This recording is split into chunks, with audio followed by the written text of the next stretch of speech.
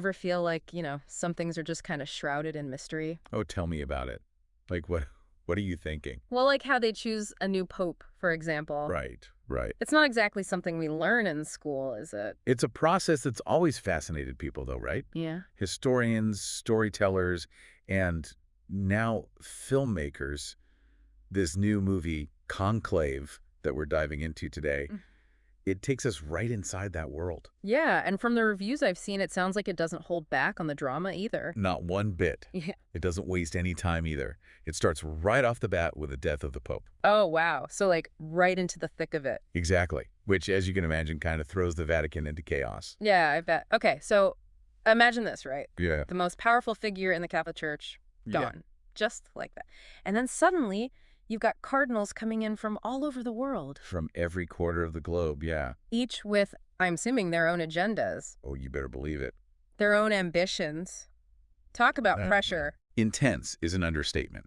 And right at the center of this whole whirlwind is our main character, Cardinal Lawrence, played by the incredible Ralph Fiennes. He's the, wait for it, Dean of Cardinals. Okay, the dean. So is that like, what does that even mean? So the Dean of Cardinals, think of him as the cardinal in charge of all the other cardinals. Oh, okay. He's the one who runs the conclave, which is their secret election process for choosing the next pope. Got it. So basically the most important person in that room at that moment. You can say that. No wonder they got Ralph Fiennes for the role. He was amazing in, well, everything. But, from what I've read, it sounds like this Cardinal Lawrence has got more to deal with than just like, I don't know, funeral arrangements and voting. Oh, way more. Way more. It seems the old pope, he wasn't exactly a saint himself. Ooh, okay. He left behind some secrets. Juicy ones. The kind that could, let's just say, rock the church to its very foundations. Now that's what I call high-stakes drama. And then on top of all that, they're locked inside the Vatican this whole time. That's the thing. Like no internet, no phones. Yeah. Just you and a bunch of cardinals, any one of whom could have, bombshells to drop. Completely cut off from the outside world. Mm. You're trapped, basically, in this pressure cooker of secrets and alliances and who knows what else. Yeah, no kidding. Speaking of which, there was this one detail I read that I thought was interesting. It mentioned how they portrayed nuns in the film. Oh, really? How so? They were there, but like only in these background service type roles. And it just got me thinking, with all the conversation that goes on about the role of women in the church these days. Interesting. It almost felt like a subtle commentary on that, That's a good point. It Yeah. wouldn't surprise me if it was intentional. Hmm. The filmmakers seem to have really paid attention to the details. I read several reviews that praised the film for how authentically it recreates the Vatican. They actually filmed on location. Well, some of it, but they also used those legendary Cinecittà studios in Rome. Wow. Okay, so they've got the look down, the drama, those amazing actors. This is shaping up to be quite the film. But I'm still dying to know, what kind of secrets are we talking about here? Well, let's just say they're the kind of secrets that could really shake things up. Okay, now you've got me hooked. We talking like scandals, cover-ups. Potentially, yeah. Controversial decisions, things that maybe shouldn't have stayed hidden for so long, Yeah. things that could make people question their faith. Wow. Okay, so this isn't just like, oh, the Pope had a secret stamp collection. This is serious stuff. No wonder they're all on lockdown. Right. It's about damage control, almost as much as it is about choosing a new leader. And I'm guessing each cardinal has their own take on how to handle that. Oh, absolutely. You've got to figure they come from all different backgrounds, different walks of life, even if they're all cardinals. So some of them might look at these secrets and be like, time for a clean slate, a new direction. Exactly. While others might be thinking, sweep it under the rug. We need to protect the church, preserve what we've always known. Which, now that you mention it, that kind of gets at this bigger thing, doesn't it?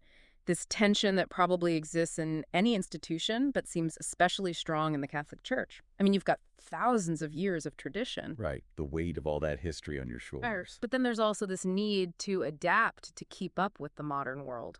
It's a tough balancing act. And who better to embody that struggle than a group of cardinals? Good point. Some of these guys, they've been around for decades. They've seen a lot of change. And then you've got the younger ones who might have totally different ideas. Exactly. It's like the whole thing, this whole drama with the conclave, it's like a microcosm of the debates that are happening in the church right now, in the real world. Which makes me wonder about Cardinal Lawrence. He's Yeah. the one in charge of this whole process, right? Where does he stand? Is he more of a, like, stick to tradition kind of guy, or is he open to change? That's the million-dollar question. And I gotta say, based on the reviews I read, the film does a good job of keeping you guessing. They say Ralph Fiennes gives this very, nuanced performance. Yeah, he's great at that, conveying a lot without saying a word. Exactly. There's obviously a lot going on beneath the surface with this guy. Which makes sense, right? I mean, talk about pressure. He's dealing with the weight of these secrets, the future of the church, and who knows what else. Maybe he's even got his own ambitions to worry about. Oh, there you go. Not everyone wants to just be the caretaker, you know? Some people, they see an opportunity to, I don't know, make their mark on history. Right. Leave their own legacy. Exactly. And that just adds another layer to it all, doesn't it? Because then it's not just about what's best for the church, it's about personal ambition. It's about power. Yeah. Who has it, who wants it, and what they're willing to do to get it. Which, speaking of, did we talk about the ending of the film yet? We haven't gotten to that yet. Yeah. But you did say it was a bit of a shocker. Oh, it's a good one. Let's just say the new pope, well, it's not who you'd expect. Okay, now I really need to see this movie, so it's like a big twist ending. It's more than just a twist.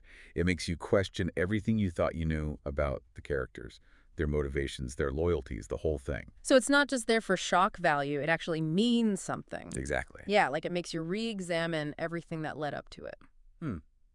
You know, speaking of things that make you pay closer attention, I notice a lot of the reviews mention the dialogue. Apparently, it's really well written. Oh, yeah. It's definitely a strong point of the film. So it's not just like, a bunch of exposition or anything. No, not at all. It's very subtle, very nuanced. One reviewer even called it a masterclass in subtle tension.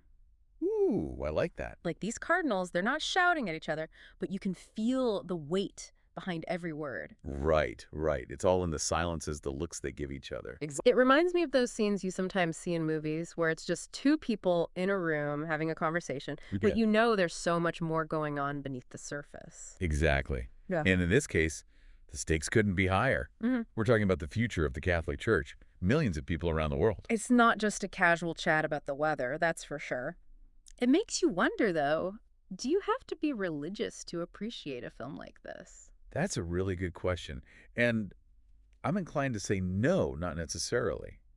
Because even though the setting is obviously very specific, Right. the themes it explores are things we can all relate to. Yeah. Power, ambition, morality. Right. Those are universal. Exactly. Yeah. We've all experienced those things in our own lives, maybe just on a smaller scale.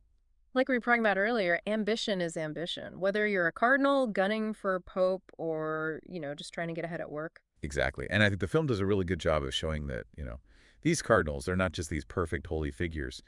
They're human beings with flaws and desires, just like the rest of us. Which makes them more interesting, honestly. Oh, absolutely. And I think it also makes the film's message more powerful. It's like it's asking, can any institution, even one as old and powerful as the Catholic Church, truly escape the complexities of human nature? Ooh, that's a good one. Can faith and tradition really overcome things like ambition and ego? Or will those impulses always be there lurking beneath the surface? I don't know the answer, but it's certainly something to think about. And hey, isn't that what a good movie should do? Make you think. Absolutely. Well, I know I've got a lot to think about after this deep dive, and I have a feeling I'm going to be seeing this Conclave movie very soon. I think you should. It's a reminder that sometimes the most fascinating stories are the ones happening behind closed doors where faith and power collide. Thanks for joining us for this deep dive. Until next time.